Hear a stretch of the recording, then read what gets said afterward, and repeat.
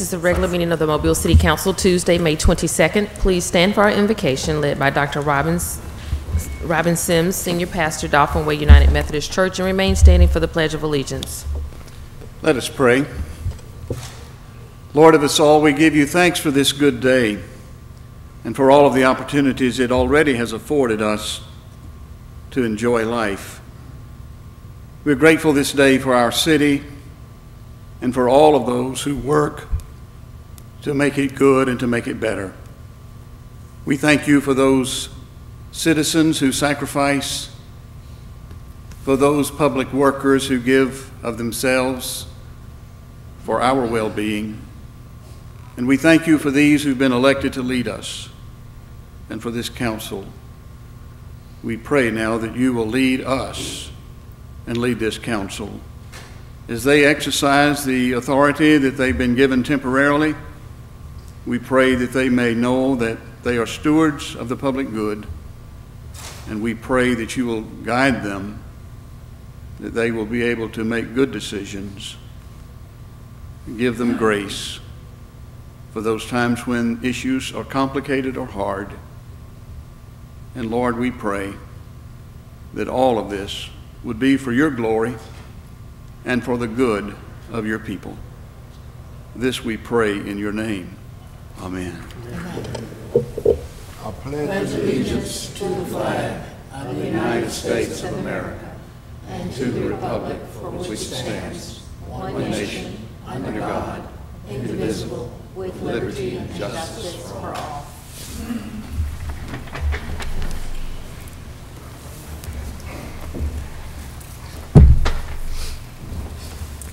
Roll call. Vice President Manzi. Here. Councilmember Richardson. Here. Councilmember Small. Here. Councilmember Williams. Councilmember Daves. Here. Councilmember Rich. Here. Councilmember Gregory. Here. Statement of rules. Good morning. Good morning. Good morning. Good morning. So happy to see each and every one of you. The rules of the council are quite simple. We ask that you would turn off or silence all electronic devices upon entering the council meeting. Any person desiring to address the council must sign in indicating the resolution, ordinance, appeal, or public hearing agenda item before entering the meeting. And when addressing the council, we ask that the speaker clearly state their name, his or her name and address. Any person desiring to speak to the council on a non-agenda item must contact the city clerk's office no later than 2 p.m. on the Thursday prior to the council meeting. The subject he or she wishes to address must be identified, and it must pertain to city or Mobile business. Any person who has not given proper notice to the clerk's office and wishes to speak on a non-agenda item will not be allowed to address the council. Each speaker is allowed 5 minutes. At the ringing of the bell, that'll be the indication that 4 minutes of that 5 minutes has elapsed. You'll have 1 minute remaining for summarizing. That second bell indicates that your time has expired, and we ask that you would expeditiously go to your seat. When addressing the council, there is to be no personal address to any individual council member. All statements are to be made to the chair, who will recognize any council member who wishes to respond. To maintain decorum, we ask that there be no undue applause and or public outcry during the course of today's meeting. I thank you again for your interest in your municipal government. Approval of minutes of May 15th. So moved. Second. Properly motion and second. Any discussion? If not, all in favor? Aye. Opposed? Minutes are approved. Communications from the mayor. Well, good morning. Good to see everybody this morning. You know, May is that time of year when graduation rolls around. May is also kind of the beginning timeline. May and early June is when we start seeing interns shadowing various city employees. Today, I'm pleased to introduce to you Adam Schmidt. Adam, if you would rise, please. Adam is a rising junior studying finance and economics at the Spring Hill College. And with him is Karim Garcia. She's a recent Davidson High School graduate and will be going to Rhodes College. These are just two of, I think, probably 100 that will be scattered out around city government. trying to understand how we operate as city government. Y'all can have a seat, please. Also joining them is Haley Howard, a recent graduate of Davidson High School. Haley requested to shadow the mayor for a half a day. She has joined the United States Navy in lieu of going to college to begin with. So Haley, good luck to you, and Adam and Karim, nice to have y'all aboard. I would also like to remind you that this is Memorial Day weekend. It's a time that I think that we all get caught up in the fun and festivities of having fun on Memorial Day, but I hope everybody will pause and remember what Memorial Day is really about. And it's because of the service of those that paid the ultimate sacrifice that we can sit in these chambers today and have the conversation that we have. So for those that have had lost loved ones, those that have those memories, I just thank you for your loved one's service, and I'm grateful that we continue to celebrate Memorial Day in a big way in the city of Mobile. One of the most important pieces of legislation this morning, the ordinance, has to do with what we're calling the junk car ordinance.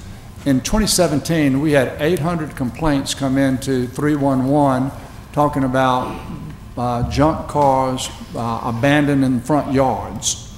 And these are unsightly. They diminish property values. And so with the passage of this ordinance today, it will give the city the tools that we need to go in and be able to remove those junk cars. Just in the beginning of this year, since January up and through May, we've had 375 complaints. So this is an issue that should be warmly received by all Mobilians, especially those that have neighbors that will refuse to park junk cars out of sight. Once approved, then there will be notification of exactly how it will be enforced, but it will be starting to force once the timeline or the sequence, is announced publicly. Also, I'd like to announce there'll be 3 public meetings where we're seeking the information from the public regarding improvement of our parks and recreation system. There'll be one June 5th at the Civic Center. There's one June 19th at USA Women and Children's Hospital. There's one June 20th at the Mobile Public Library, the West Regional Branch. All of these start at 6 o'clock, and the purpose is for you to come express your opinion about what should be done with our various parks. Over the next year, we'll be studying that and coming up with a master plan so that we can have a plan of how best to spend our money to get the most benefit for the usage by our citizens. So, Mr. Vice President, thank you very much. The Finance Director is not available this week and asked that we move the finance report to next week. Adoption of the agenda. So move. Second. Probably motion and second. Any discussion? If not, all in favor? Aye. Opposed? Agenda is adopted. Appeals, we have a request for a waiver of the noise ordinance on June 1st on South University Boulevard. So moved. Second. Probably motion and second. Any discussion? If not, all in favor? Aye. Opposed?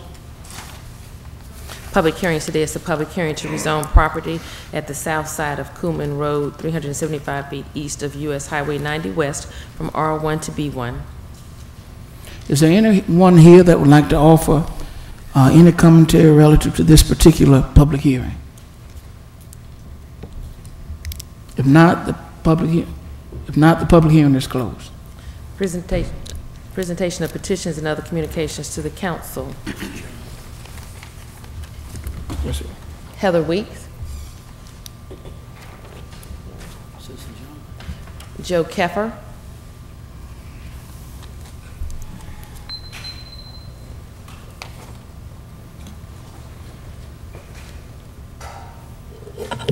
Good morning. Good morning. Morning. Name is Joe Keffer. I'm 3892 Johnstown Drive in Montgomery, part of 3 coalitions. I was here and spoke a couple of weeks ago, but it's the Poor People's Campaign. You may have seen this. It's the national movement on TV. I think it was just on again last night. And also have a chapter here in Montgomery, or excuse me, in Mobile. I'm also an active member of the NAACP and the Alabama Coalition for Social and Economic Justice. Last time I spoke, I said slavery did not end with the emancipation in 1865. It has evolved, but it did not end. I'm here today to bring it up to the current times. I'm here to talk about what's happened starting in 1970. In 1970, there was a full court press by business to go after working people. That full court press has had many successes. There was just a decision yesterday of the U.S. Supreme Court that said workers don't have the right to arbitrate agreements and bargain over subjects that are there. There's another shoe that's probably going to fall in the next couple of weeks from the Supreme Court that's going to negatively impact workers and poor people. Economists in 1970 started with this theory, and it was sort of a supply-side economics. And what it said is that if you give money to business, if you give money to the wealthy, they'll turn around and put that money in the economy, in their workers, in people, and everybody will be happy forever after. Well, that's not what happened. It was sort of like a trickle-down approach. What it was saying is that you give to the people up top, and then the people down below are going to gain from it. Well, what employers did is they turned around and they gave executives millions and millions of dollars in these big corporations, bonuses and things like that. It never did trickle down to the workers. It probably led to the crash of the economy in 2008. People had a lot of debt, they couldn't afford to pay that debt, and things went downhill. Since that time, and I want to bring this into what's happening here in Mobile and the workers, is that there's 4 people right now in this country that make as much as the bottom 164 million people.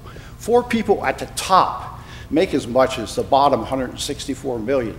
Who are some of those people? I don't remember their names, but I can tell you, I'll bet there's a Walmart in there from that family, and there's also Amazon. 2 new corporations that have just come into this community. What's happened in this community is that there's subsidies of millions of dollars that are being given to these corporations, and people at the bottom are suffering. They're not getting their piece of the pie. That's different than what happened after World War II, when a lot of people gained. It was sort of like, as Detroit goes, so goes the economy, and working people gained from that. African Americans and people of color didn't gain, but a lot of people did. Today, that's not happening. It's going to the wealth. There's a massive redistribution. What happened here in terms of how it impacts people in Mobile is that there's 40 million people in the country that are living below the poverty level. 140 million people are poor or working poor. They're not making ends meet. There was a study by the Employment Law Center in 2015. There's 34,000 people that would have received a raise here in Mobile if they had just increased the minimum wage up to $10.10. 34,000 people. What happened? The state came in and they preempted it, and they said, no, you can't do that. I didn't hear any outcry from the city. So I would think that if they came in and the state said to a city, you can't do that, the city would be all over the place. Where were the legislative lobbyists? They weren't there. There was no outcry at all. And what happened is that up in Birmingham, where that was supposed to go into effect, 42,000 people were to receive a raise in 3 days. They didn't get that raise. It was taken away from them, and it would have been up to $3 an hour.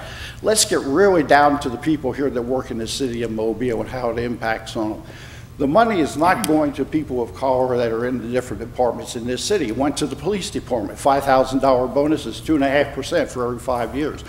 People in the public services department that are predominantly African American receive very little out of that.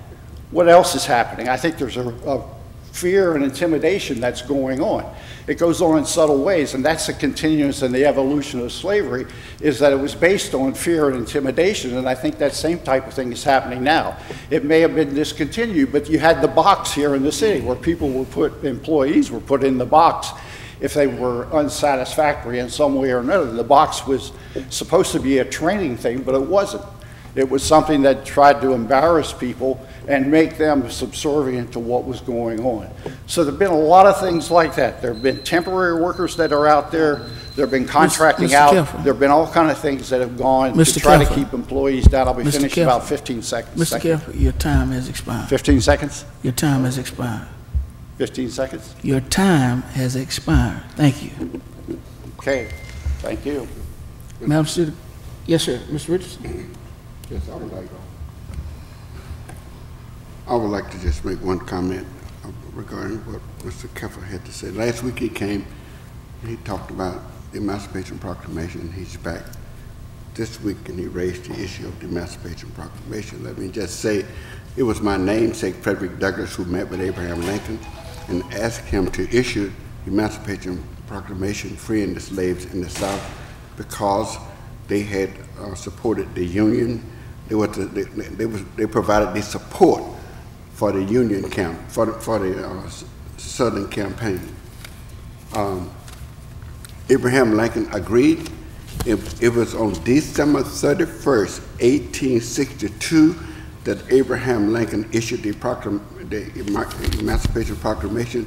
Slavery did not end until the end of the Civil War in 1865. The two is not related. The end of slavery and the Emancipation Proclamation only affected those slaves in the states that didn't support the Union. Those people, those states, southern states who supported the Union, those slaves were not free. Real freedom came at the end of the Civil War in 1865. I want to set the record straight. Madam City Clerk. Mark Bass.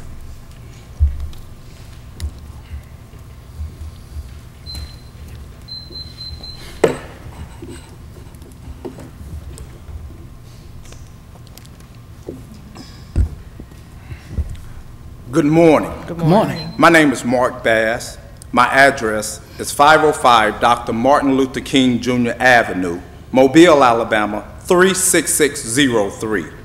To the mayor, the members of the council, and other citizens of the city of Mobile, I am here today not for the benefit of myself, nor the members of the labor union that I serve as president of, but as an advocate for fair pay, benefits, and treatment of all public works employees in the city of Mobile.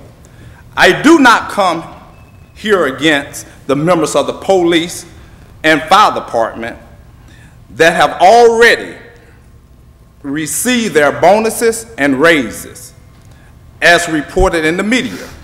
In fact, I thank them for their service, and I applaud the administration efforts to work on behalf of those individuals.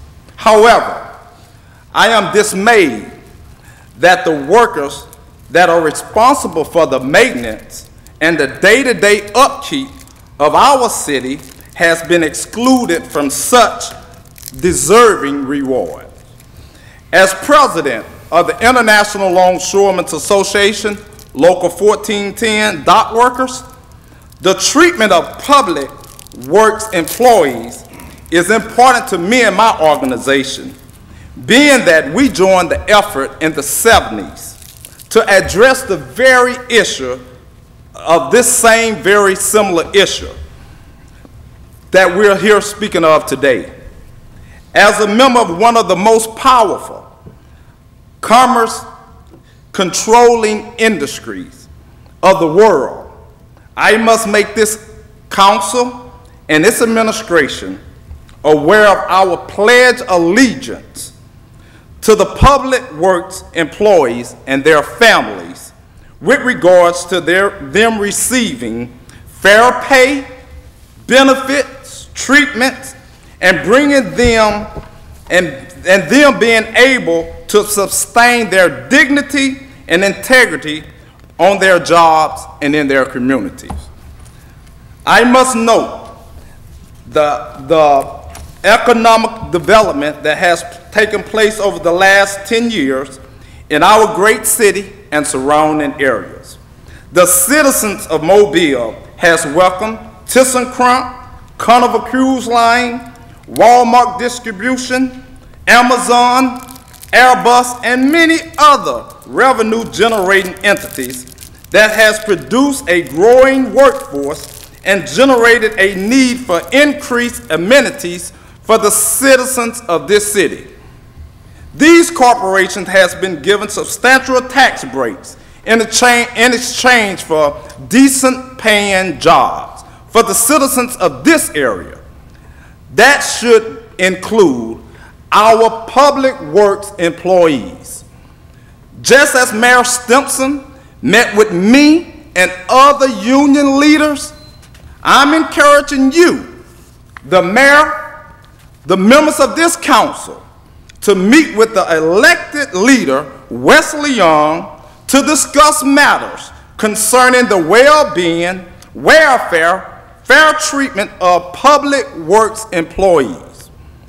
With that being said, if a resolution cannot be passed or reached where the employees of the Public Works Department are given the same financial benefits as other city departments, I will be calling for community actions to bring awareness to this situation locally and globally. To you, President Young, and the United Public City Workers of the City of Mobile, in solidarity, the ILA and dock workers around the world stand with you.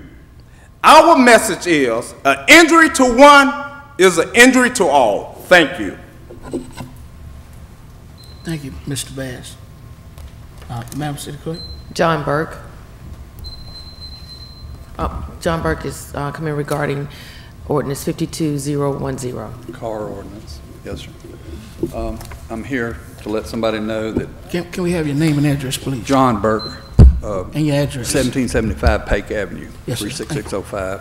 What is Pake? Many of you know me from my years coming down here in March Against Crime, and also chairman of Citizens for Better Government. Retired, tried to move on. I've been trying to enjoy myself, restoring a few antique cars and things like that. Had great difficulty with overzealous agents of the city coming down, writing tickets for flat tires, too many leaves in yards, this, that, and the other. It's not just me. It's many of my fellow citizens all around Mobile. We have a crime problem in my particular area. I have cars with bullet holes in them, houses with bullet holes in them. I had a tire that was shot out, which I got a ticket for, waiting for an investigation. I'm trying now to get back some evidence that I recovered from one of many burglaries down there. I've lost over $10,000 in the last 4 years. I'm having trouble getting that back. Supposedly it was a can that had some DNA on it. I don't know who can help me retrieve my property. I'll pay the $1,500, $2,000, whatever it takes, because the city is obviously not going to do the DNA test with all the rates and other things that they have. They told me it'd be 6 months to a year. It's been 4 years now, over 4 years. Additional to that, I got tickets for property I didn't even own that was near my property. So a lot of these ordinances seem to be broad, vague, overbearing, and you have enforced compliance, like I said, by overzealous agents coming out. They're ready to write tickets. I got tickets that was already made out before they were given to me. They had them made out, signed, and ready to go. Was awoken one morning by 5 squad cars, marked squad cars, 1 detective car, 7 people from the city of Mobile, mostly police department, to give me tickets that, of course, I went to court for. And, you know, I don't mind doing that, but there's got to be a better, with the crime problem we have, all those officers could have been used better to patrol our streets. I called the 1st Precinct commander. He said, yeah, he'd love to have them. They were from another division somewhere. So it's just, I have to ask, where are our priorities? I know the city needs money, but you can't make it up all on the citizens because of some car or something like that. And I don't even know if they're still going to respect what they've done in the past. If a car was running, had the tires aired up, if not, it had a cover over it. Some of mine are antique vehicles. I'm scared. I don't know where this is going to go. It's a slippery slope. There's no end to it. By design, it seems like a good idea, because I've seen cars that was on their roofs, on their sides, some parts of Mobile, not in my neighborhood. I've been trying to buy properties and fix up some houses in my area. It's depressed, and do the right thing, get permits. Sometimes that's not good. I had a roofing permit that took 6 months to get. It's ridiculous. And I thought things were going to be easier to get done. And the only thing they want now is to write tickets and give you money. and they got a huge police force that comes out and intimidates everybody. It's just really awful. You know, I really wanted to retire and live here in Mobile. I've been here 50 of my 70 years, and I've volunteered over 20 years free to do things to make it better. Better working conditions, better pay for our police and fire department. I did that through March Against Crime, and we tried to help people. If somebody's grass was too high, we would volunteer to go over and cut the grass for them. I would always like to see something in this city done to maybe have a beautification award or something like that. I saw a thing on the news here recently where the officers were stopping people and giving them a ticket, not a ticket, excuse me, a reward for driving, doing the right things, obeying the laws. Can't we reward people for doing good things? Why we always got to punish them and do things like that? And you only have to have one person in the neighborhood to complain. Maybe they don't like you for whatever reason, and I've seen this happen a lot. I've been a victim of one person in an entire neighborhood, and I really don't see this being resolved here. I think it'll have to be in a civil court, and it's sad it's come to that. I've spent thousands of dollars, you know, defending myself and helping friends. I'm ready to spend some more, whatever my retirement takes, because of, you know, my loss of my property rights and my civil rights. And they do come on your property and search without a search warrant. Thank you very much. Yes, sir. Thank you. Mr. Chairman. Mr. Woods? Thank you. So I wanted to address two things with the chairman and the council and share some information with you. On last week, dealing with the Public Works information, you were giving some information that probably wasn't as accurate as it should be. It was misleading by several of the speakers. So what I've decided to do today is provide you with comparable information, which wasn't mentioned by anyone, on parity for public workers in Mobile, Birmingham, Huntsville, Montgomery, Tuscaloosa, Mobile County, and also malls. Does that include benefits, that sort of thing? Benefits? Yeah, we asked for that.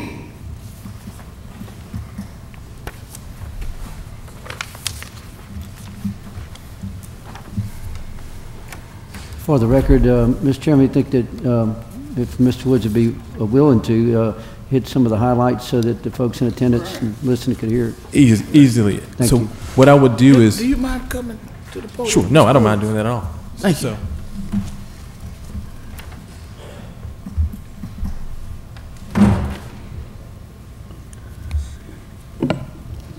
So, Thank you. the information that you see before you, and without going into all of it, when I say the information was misleading, so last week you were giving information about public workers and public works employees and their comparative salaries from different places in the nation. And you aptly asked the question, well, what's the salary look like in Mobile? And so in order to answer that question, not only would we give you the information for Mobile, you'll see that first column reads Mobile, public service worker, equipment operator 3, and you'll see the comparisons for the sister cities, Birmingham, Huntsville. You'll see, with the exception of Tuscaloosa, which is an outlier for everything. As you all well know, Tuscaloosa, being a college town, outpaces all of the sister cities for fire, police, and of course public works.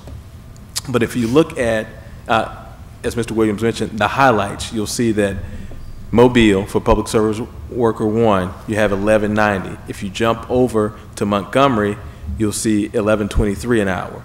And you go down in those two columns looking at Mobile and Montgomery, you'll see that Mobile outpaces Montgomery in every single category. You'll also see, with the exception of malls in Tuscaloosa, most of these pay scales are not off kilter. More importantly, looking at Mobile and Mobile County, if you go down those tracks, you'll see public service worker 1, because we fall under the same personnel board, those prices are exactly the same. So to make a comparison from one department to the other is not really the best comparator. To make the comparison of our sister cities and what other cities are doing in keeping pace with the economy is the best comparison. And so you can look at this information, I won't read it all to you, and you can validate and verify this information with people who actually know the facts. The personnel board can give you the factual information. We'll give you the information. There's a lot of pontificating going on, but what you aren't receiving is facts. And so what I ask you is not to mistrust anybody, but trust but verify the information that you're receiving. If you have any questions, I'll be more than happy to answer. I have a question. Mrs. Rich? Thank you. On the overtime and holiday pay, you've lumped that all together. Do you have a way to give that per individual within receiving it? That can be done, and the reason that that's done is because most of the time it's you working overtime dealing with holidays. So we aren't picking up or serving the general public on these holidays, and so people roll into overtime. So that's why it's lumped there together, because they're directly Right. No, I related. don't mind the lump together, but how does that break down per individual within the, is there an average that one would get? Is there no way to track that? There is a way to track it, but it's not on this sheet. That can be provided. So that information can be provided based on individuals. I mean, that's a payroll issue. Okay, and when you're including the benefits within, Yes. and also that's apples to apples with the other that you're comparing to? Apples to apples is as close as we can get it, especially with Mobile County, because you'll see the designations are the same. Equipment operator 2 in Mobile County, same as the But equipment operator. this includes their benefits as well, in Birmingham, Huntsville, and Montgomery, and Tuscaloosa. Did it include their benefits? No, it includes base salary. It includes base salary is what you see. So that information can be provided. That's probably, if information we're going can to be- compare apples to apples. Sure. We need to. I mean, I'm very interested in knowing what their salary and benefit, but when you're comparing, then it needs to be the same. That's a fair question. Understand that the conversation up until now has only been about wages and a raise. And so that's why we limited to that information. But that information can be provided to you. Right. No, it's all one big package, I get it. Yes. But, okay, thank you. Mr. Davis? Thank you. Mr. Woods, just to make sure I understand, it says up at the top of this page, salary and benefits comparison, but really from Mobile across, we're just talking about salary. Correct. There's no numbers in here for Mobile or any of the other cities about the benefits costs. Correct. And while I think that the benefits costs are an important number, when you do these comparisons, I know that it's very difficult to get an apples and apples comparison on per capita benefits costs, just because everything's different. And so, I understand the difficulty of that. Thank you. Mr. Small? Mr. Woods, thank you for this information. Is it possible that you can get the information to us, to the council, of the benefits of each city that you have down here? Well, in speaking, information that's available, that we can gather, that we can provide. Right. And so to Thank the you. extent we're asking for. We thank you for that. We might find that our benefits are greater than some of the other comparison cities. Sure. And also, as you're doing this, I know it's going to be difficult to go through every employee and look at their overtime to give us the total look. But if there's a way to just pull out some examples of different employees and the different categories and what their overtime was, just to show us examples of what's going on within the department, maybe that would help too. We can chart it to the extent possible, comparing apples to apples. Well, That's what we on the wanted. overtime. Right. As, you So know. we wanted to give you more information than you've had before, and that's Appreciate what it. this is an example of. So thank you all. Thank you. Madam City Clerk? Ordinance is held over. 52010, amend Chapter 52 of the Mobile City Code for the abatement and removal of inoperable motor vehicles as public nuisances. So moved. Second. Been properly motion and second. Any discussion? I would like to, if I may, just a short comment. Mr. Williams? John, first of all, thanks for coming down. And I've asked for this ordinance to be placed on the city website and assured in a pre-council meeting that it would be on there for everyone to see. An important change that took place between the introduction and now is the timing of the intervention by citizens concerned and the city council. It will be essentially a trial where the administration will present their information, citizens will be able to present their information at this podium, and the council will not be determining whether or not the city acted properly, but rather whether or not we believe as a body whether or not the action was right or should continue. And we'll treat each case individually. It's going to be I have the same concerns that you do and that most citizens that have talked to me. And it'll be my intention as part of this council to make sure that everyone gets a fair hearing and that every case is individual. So again, thank you for coming down.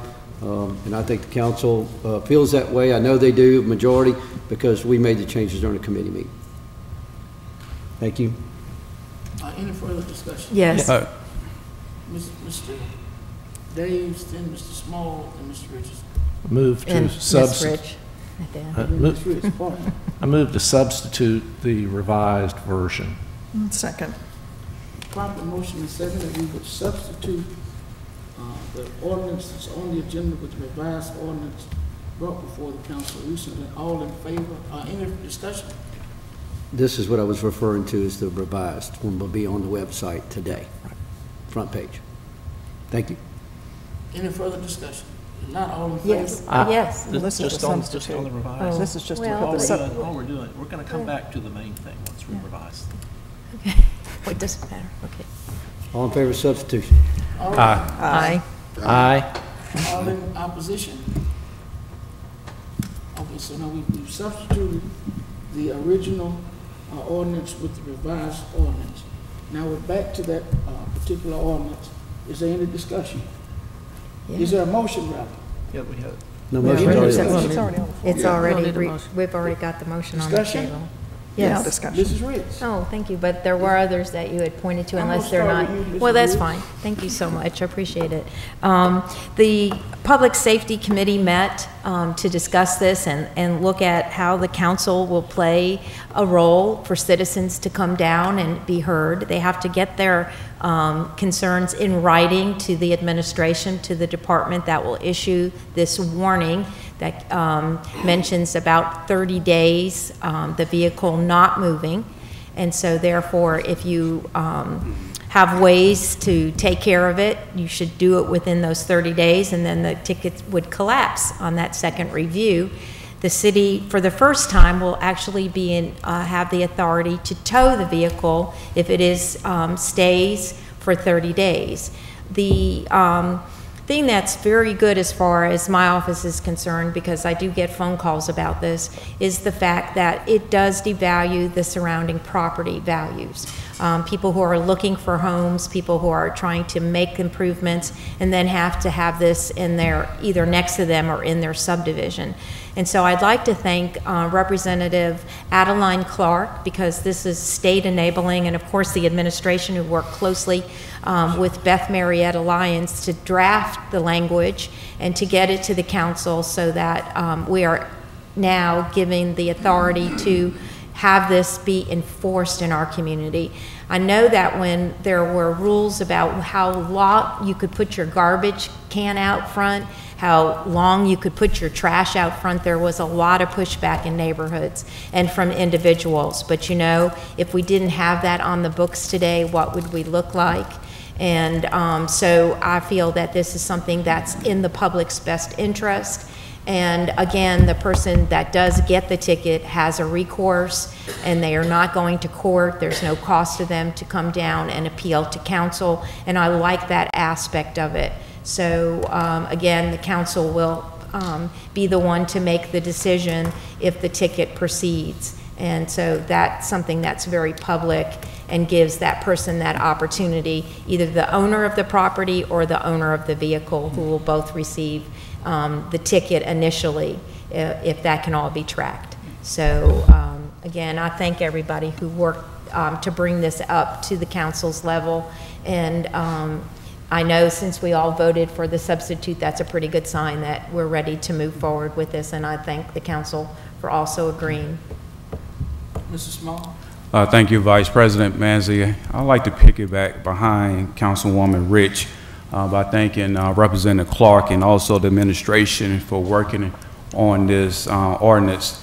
I have received several calls about this ordinance of people kind of upset about it, But before this ordinance was presented to the council, I have received many calls about cars just inside the yard, just sitting up for years and months at a time, which is devaluing the property in the area, especially in the Oakdale and Maysville area. Receiving calls now about people, asking why is their property value is dropping. This ordinance is really designed to get rid of blight, to help to get rid of blight, because when you have cars just sitting in the yard for months and months, years and years at a time, and I know several places where cars and trucks have just been sitting up for years, it's actually devaluing our communities. So this ordinance is a great ordinance, and if you're working on the cars, again, the city is giving you 30 days to move that car, or get that car repaired and moved on. So I think it's a win-win for everybody. Another issue that I face within the district is boats. I know 2 properties right now where residents are calling me about boats just sitting in the front yard, and the city attorney had assured us that they are in work in progress of working on the ordinance with boats. This ordinance does not deal with boats, but we do have one coming up in the future dealing with boats. And again, I'd like to thank Representative Clark and the administration for working on this ordinance that is very, very, very needed, not just in District 3, but in the city of Mobile. Thank you. Mr. Richardson? Yes. Thank you, Mr. Vice President. Blight drives crime. I don't care what city you're in, if you want to find out the area where crime is highest, it's going to probably be the area where there's they have most blight. Blight drives crime. So this ordinance is intended to rid our neighborhoods of blighted cars. The ordinance is going to call them inoperable cars. We call it junk cars. They're just sitting there. It's the first car they purchased, they don't want to get rid of it. They love that car. No tires pumped up on it. The engine gone, but it's still sitting there. This ordinance is going to address cars within plain view. If it's in your garage, nothing nobody can do. If it's behind your house, out of sight from everybody, if it's in plain view or the inspector, you're going to get a ticket. You have 30 days to resolve that ticket. I want to ask our Attorney Cochran, if we vote this ordinance in today, when would it take effect? After it's published? How long? Approximately 7 days. Probably about 3 days. 3 days, within a week.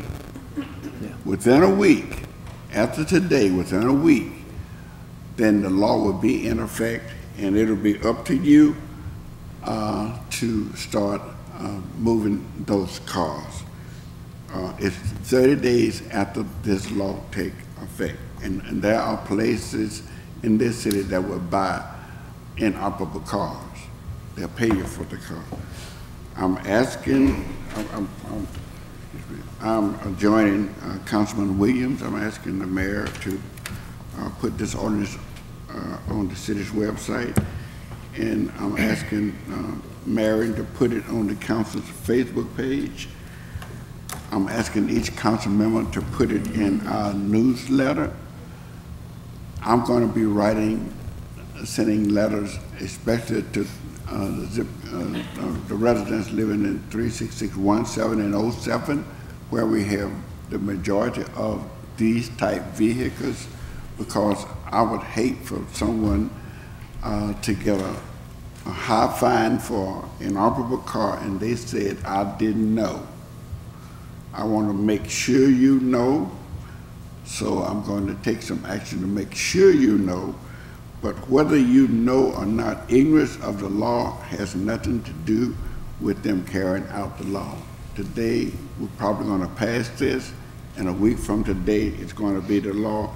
From that point on, it is up to you. Thank you. Any further discussion? If not, let us vote. All in favor? Aye. Opposed? Item passes.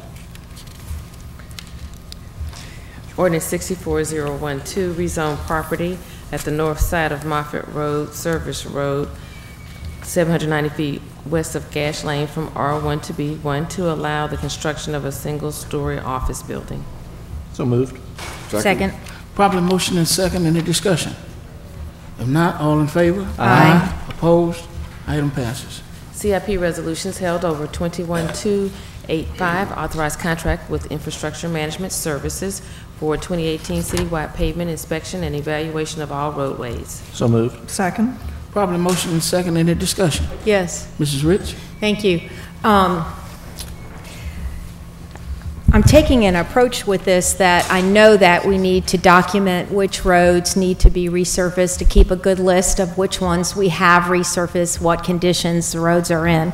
And I see this program at a pretty costly expense to the city of I believe it's $336K to actually document that information. What concerns me is the understanding of what you do with that information and how much more it will cost the city to keep it current, to keep the program in place. And I'm not getting a full understanding of where we go once we get this information. I know it will be interesting to look over. It will help council people. It will help the administration. I don't deny that.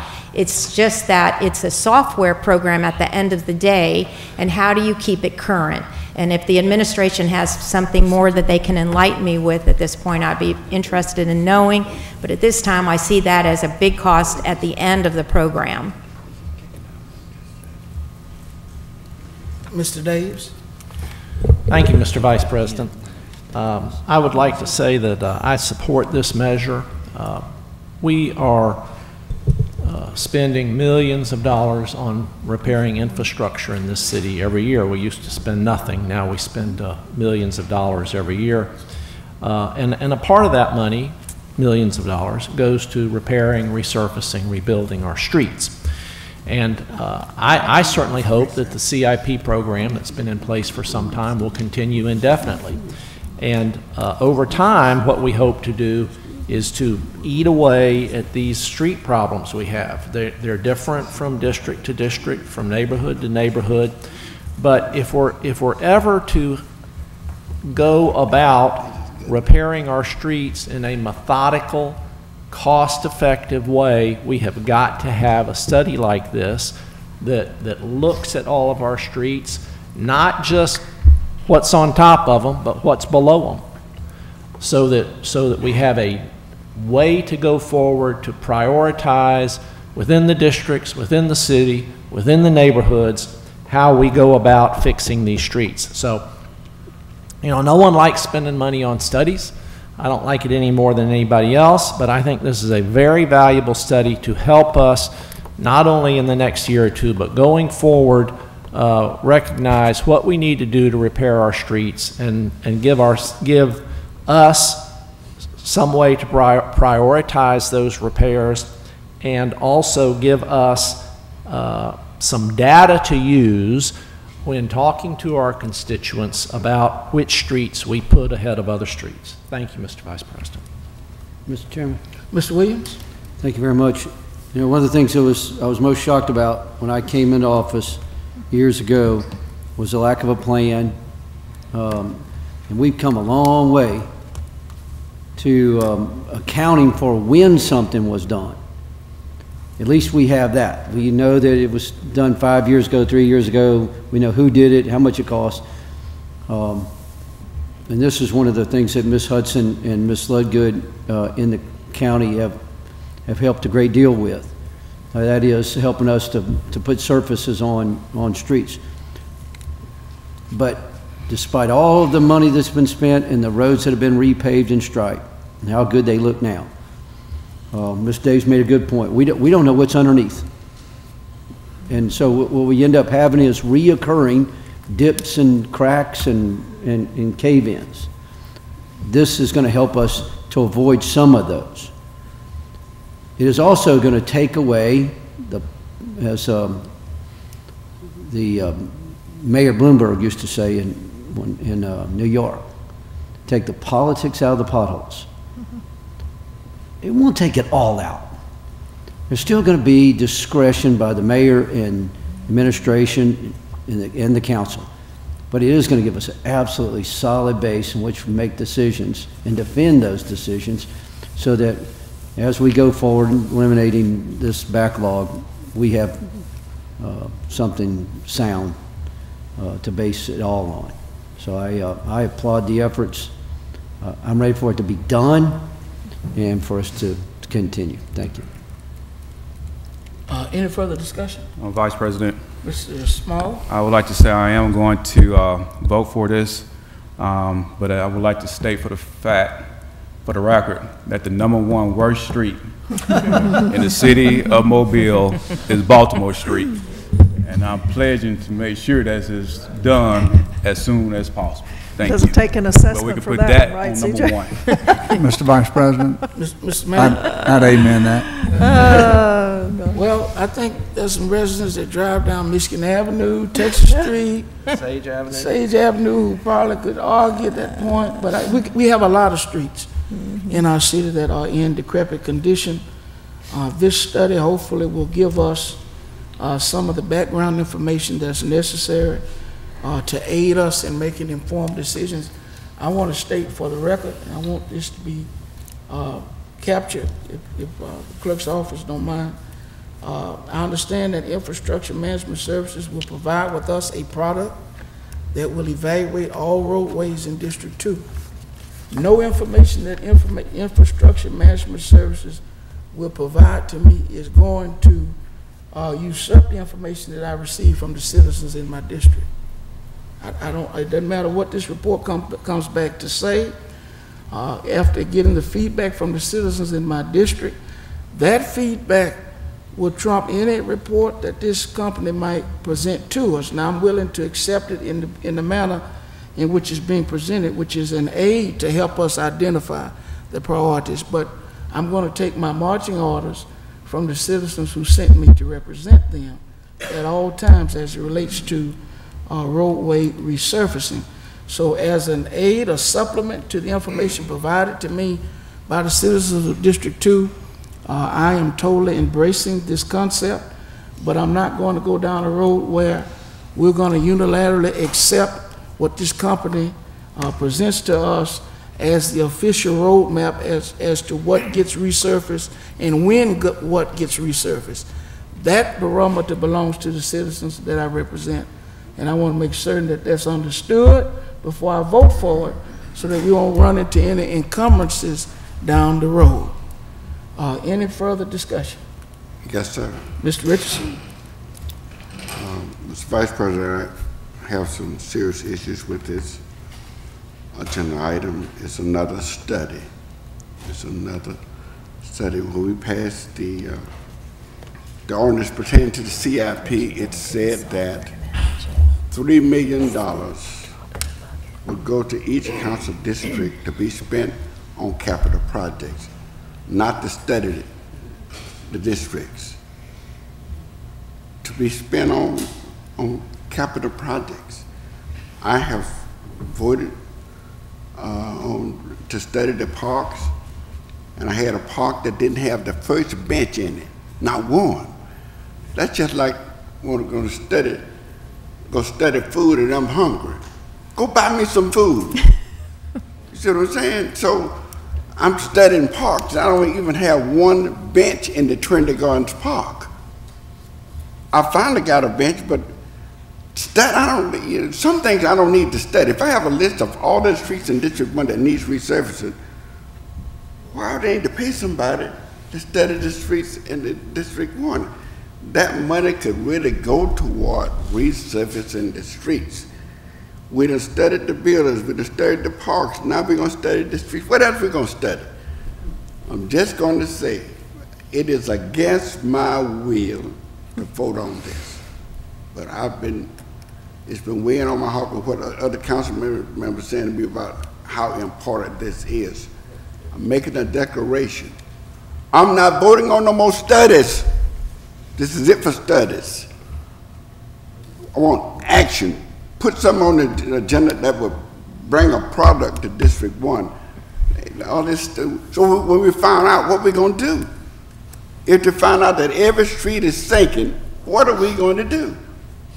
We don't have no money to correct every street in the city that's sinking. We're not going to have the money. Whatever they come up with, we're not going to have the money to do it. So we're going to take that study and put it on the shelf and pay this man $336,000 when we can't pay for whatever he come back and tell us we need to do. We can't even fix the street in Glenwood, ride Glenwood Street, or get on Glenwood Street or Airport Boulevard. And see, don't you almost tear your car up going 1 block. I don't need no smart person from New York trying to study Glenwood Street. It needs to be fixed. I'm saying this. It's against my will. I'm voting for this. Not voting for no more studies. This is it for studies now. Very quickly, if you don't mind, I Mr. know Williams? you nodded at me, I appreciate that, thank you. Anytime that we do anything in our city, anything at all, whether or not it's a bridge replacement, something major like that, or just a baseball field resurfacing, or, you know, putting grass down and or maybe some dirt and bases in a sprinkler system, or we send somebody up onto a roof to replace the shingles. What's in the contract, what we don't see, all we see is like most people see us. We show up here on Tuesday, we talk, we vote, and we leave. And we all know that that's not the whole job. You know, the only time somebody sees a policeman is they pull up with the blue lights. That's not the only thing that policeman's doing today. And in this contract, in every contract, we're gonna approve a contract here in a minute for resurfacing of a whole bunch of streets in Mobile, Alabama. What we're not saying is that contract includes the evaluation of each one of those streets to determine what's underneath them, what kind of drainage is necessary, what kind of grade is there, what crosswalk, striping, all of this goes in to the contract now. And what this study is going to do, not the only thing, but this study is going to allow Paul Weaver and folks like him, Paul, I mentioned him because he's got the contract this time, is to be able to pick up this study and trust very dependable information that says this is what's going to be encountered when they go down that road to resurface it. So I think it is going to help. I agree with all my colleagues. We do tend to study things too much, but this one I think is a really good one. Thank you. Mr. Vice President. Mrs. Gregory and then Mrs. Ritz. All right, thank you.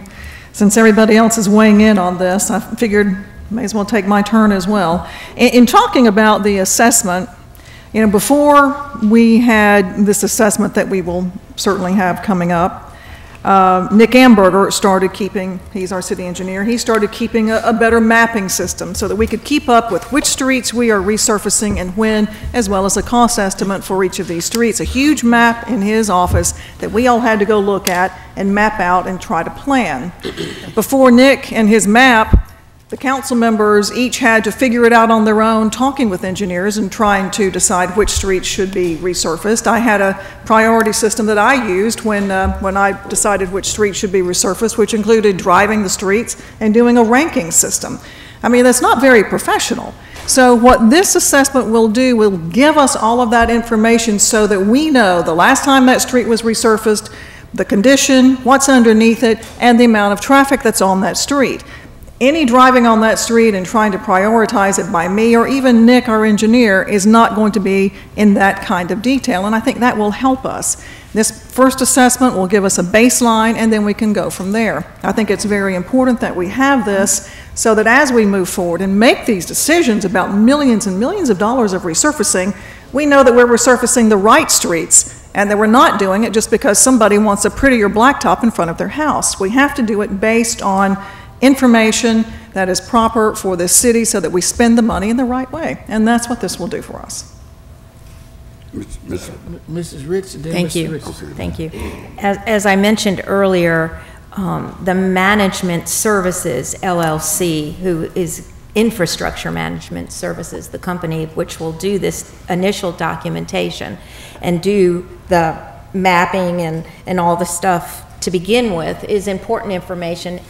I'm not so sure that the city won't still require engineers first to engineer the different projects on road improvements. I think you're still looking at that, and you're still looking at the amount of specs that each bidding service that goes out to the different companies, and that will still have to take place. I don't think that a contractor can come down and read the documents and decide what they want to put on the roadway from this point forward. And as I said earlier, the major concern I have to this is the management service aspect of it, which is actually the computerization and the software program that will manage the program if we're going to take it down the length of time that I'm hearing this council talk about. And I think that that's an expense that at the end of the day will be even more than what you're looking at in the initial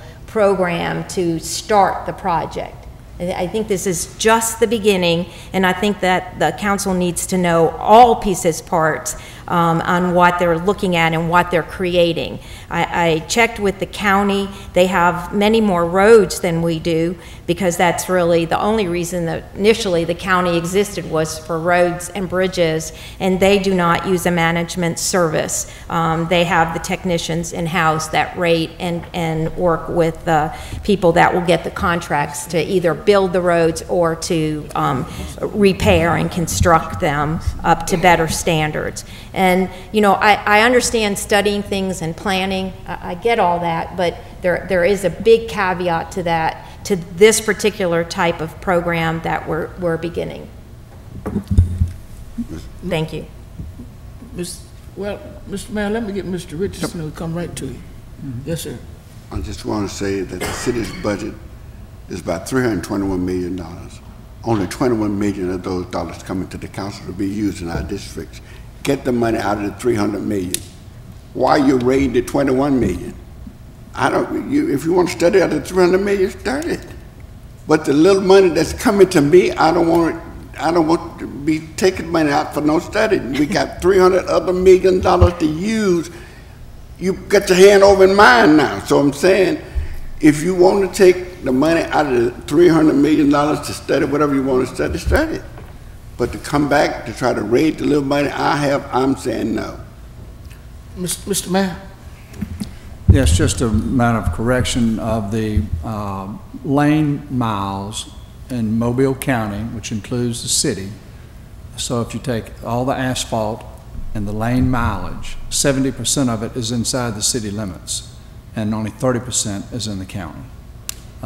So they do not have more roads than we have. The second thing is, my understanding is that there is not an additional software package, that this is about the reports, but that's my understanding at this point. Be surprised. Any further discussion? If not, let's vote. All in favor? Aye. Opposed? Opposed. Item passes 6-1. 21311, authorized contract with Burt Klein Peter for 2018 citywide miscellaneous drainage repairs. So moved. Second. Proper motion and second. Any discussion? Yes. Mrs. Rich? Thank you. The first time this was put on our agenda, it basically was different than at least my office was used to, because normally we have the engineering contract and we have specified programs.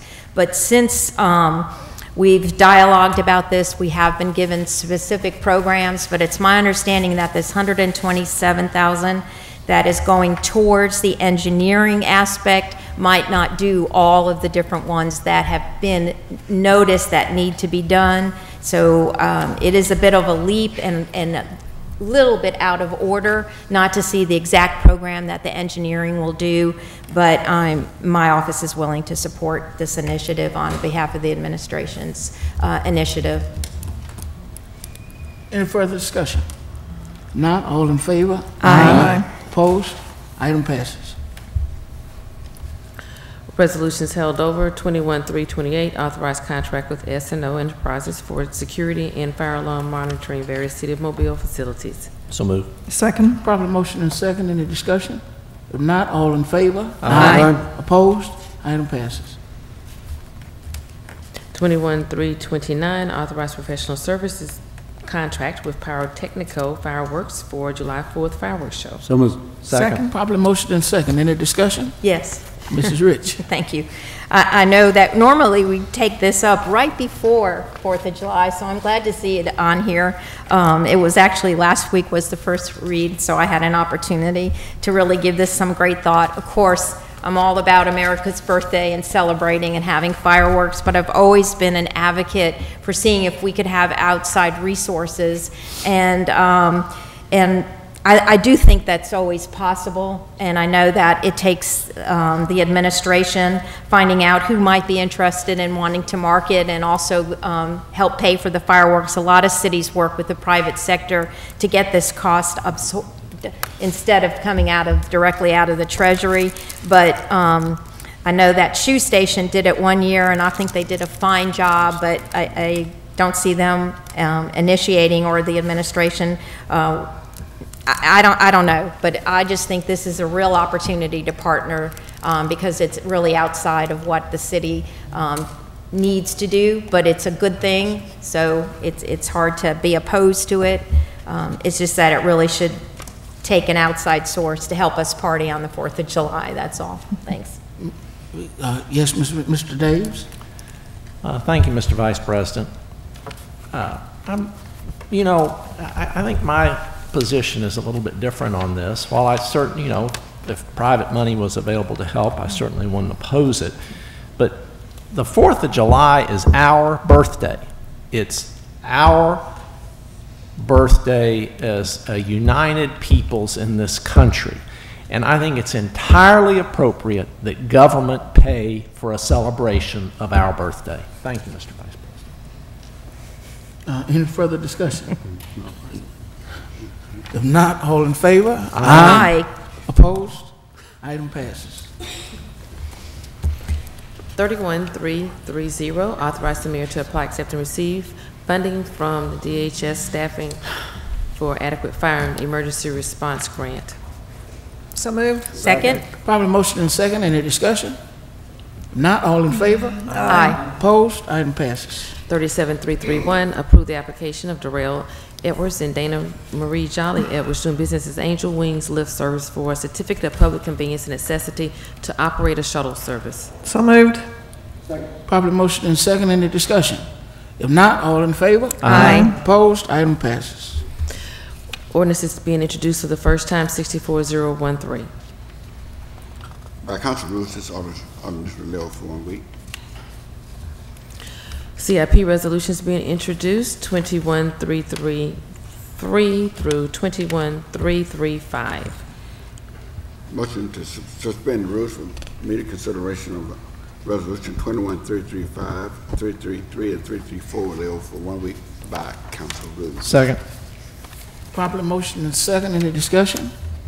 If not, all in favor? Aye. Opposed? 21-335, authorized contract with Christian Prius Landscape Architecture for Hackmeyer Park Master Planning. So moved. Second. Properly motion and second. Any discussion? If not, all in favor? Aye. Opposed? Item passes. Resolution is being introduced for the first time, 21-336 through 46-340. By council rules, said resolution will live for 1 week. Announcements. Mr. Small. Thank you, Vice President Manzi.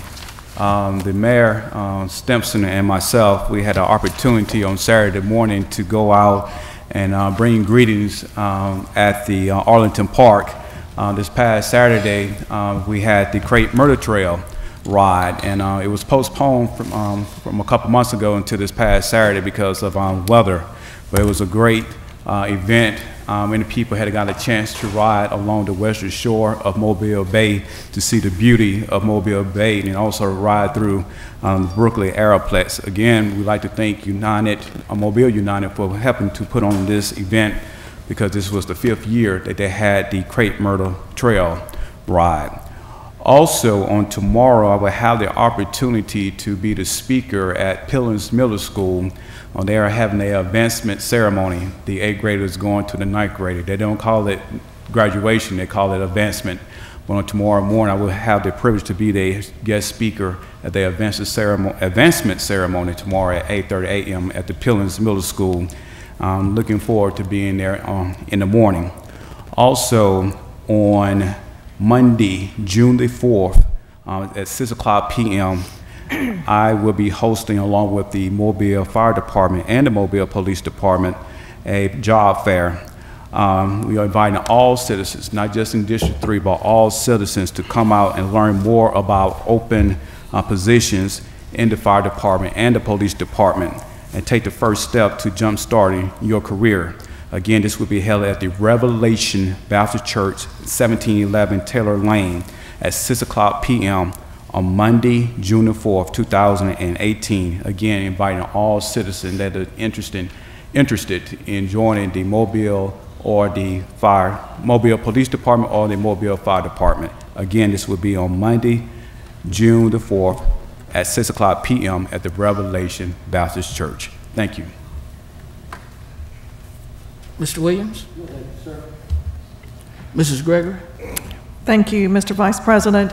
Just a reminder to everyone that Market in the Park begins at Lovretta Park on May 31st. It will run through the end of July on Thursdays from 3 until 6 in the afternoon. This, of course, is a terrific opportunity to pick up fresh, locally grown fruits, vegetables, flowers, and some arts and crafts, all at Lovretta Park. So come on out and enjoy. Also, if you haven't noticed utility work going on Ziegler, if that is your normal route, you will see some of that happening all up and down Ziegler Boulevard, actually, from Forest Hill to Schillinger Road now. The second phase is beginning to pick up a little bit as well. And that's really exciting for everyone who lives on Ziegler to see that work is actually starting to begin. Maybe we will see some light at the end of that tunnel.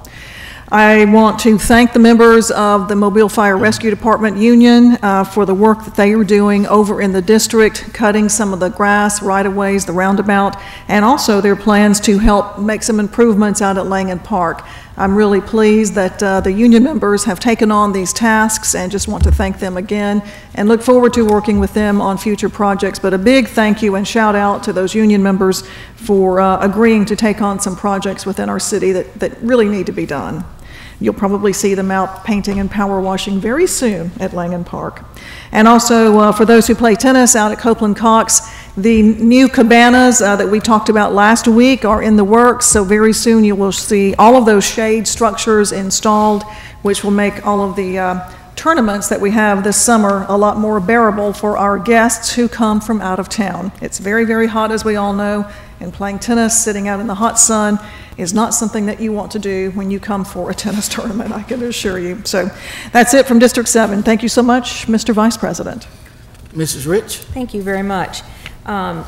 This past Sunday, there was a great event out at Medal of Honor Park where the Justin Billa Memorial Foundation, through the activities and the tireless efforts of Erin Billa, the widow of Justin, she planned a family event. There was a barbecue with free food, there were dunking booths, there were children's activities, there was a train that kids could get on, the SWAT team came out and kids were all over that piece of equipment.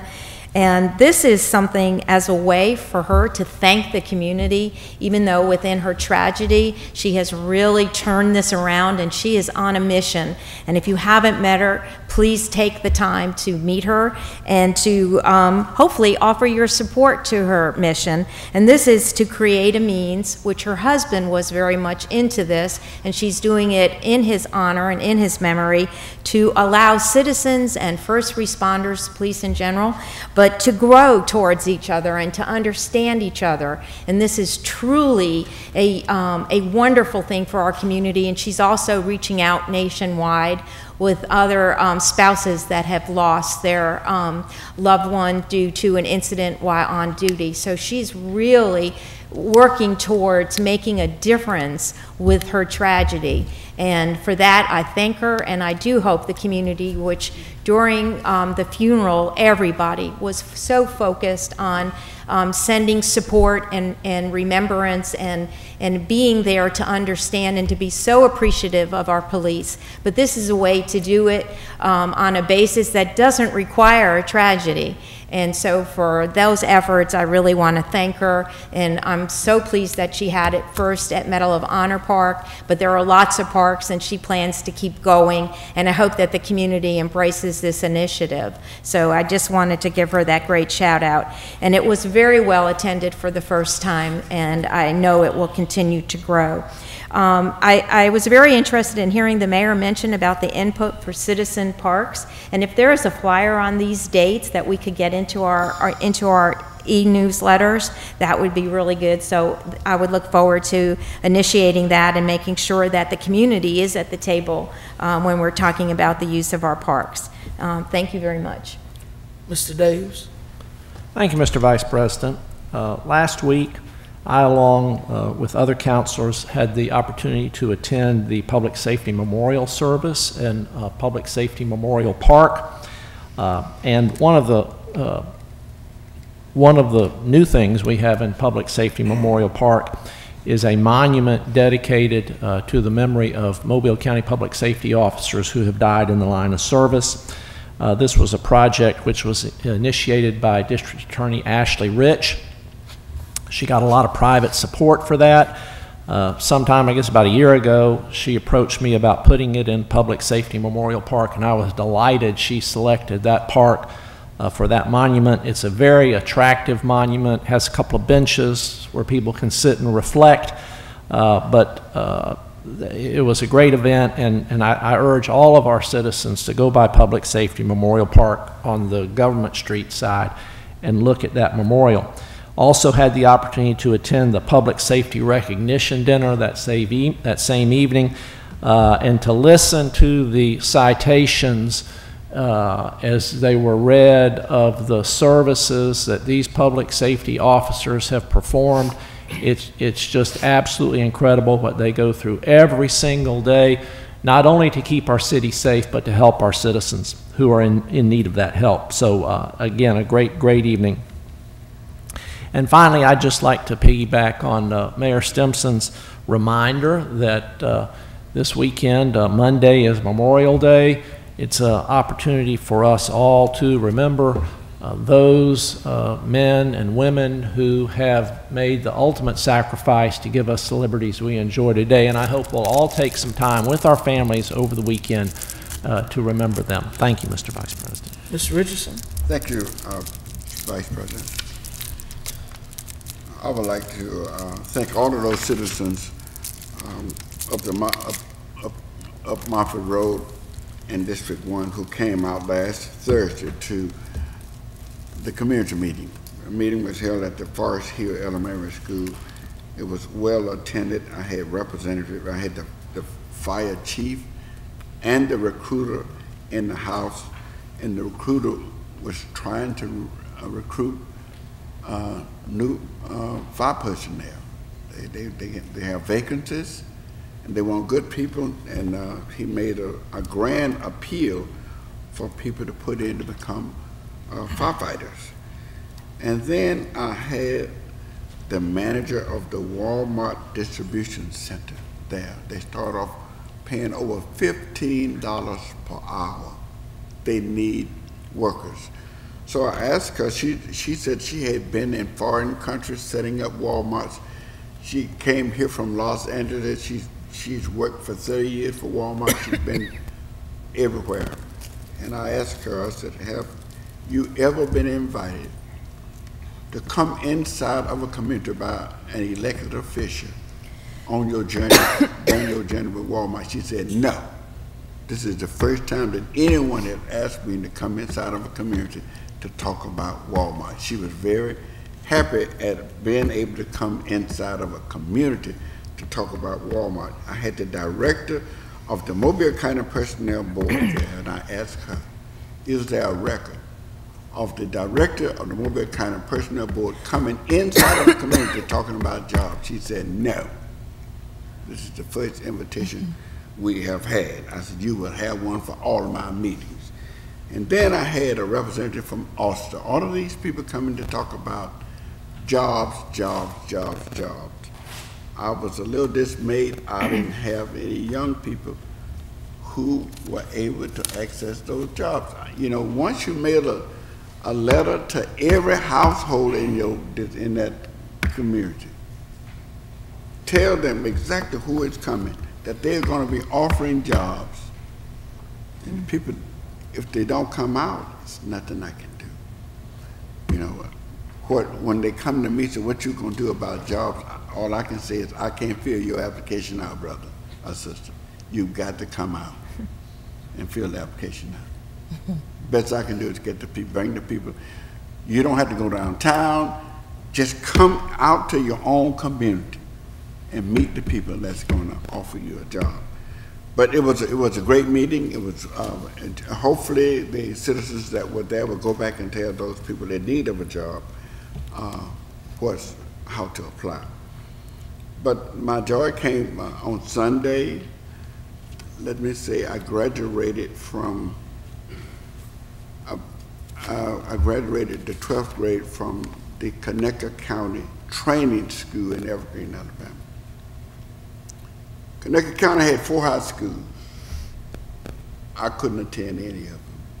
I was forced to go to a training school because of the color of my skin.